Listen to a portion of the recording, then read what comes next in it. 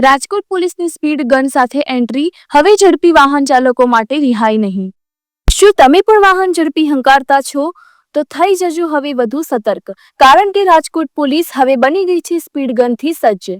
શહેરના મુખ્ય રસ્તાઓ અને હાઈવે પર જો હવે તમે 45 કિલોમીટર પ્રતિ કલાકથી વધુની ઝડપે વાહન ચલાવશો તો સીધો મેમો ઘરે પહોંચી જશે। હા, અત્યાર સુધી મેની લોકો પોલીસની આંખો નીચેથી સળગી જતા હતા, પણ હવે સ્પીડ ગનમાંથી પસાર થવું અશક્ય છે। આ આધુનિક ડિવાઇસ માત્ર પલક ઝપમાં તમારી સ્પીડ માપશે અને વાહનની નંબર પ્લેટનો સ્પષ્ટ ફોટો લઈને મેમો સિસ્ટમમાં મોકલી દેશે।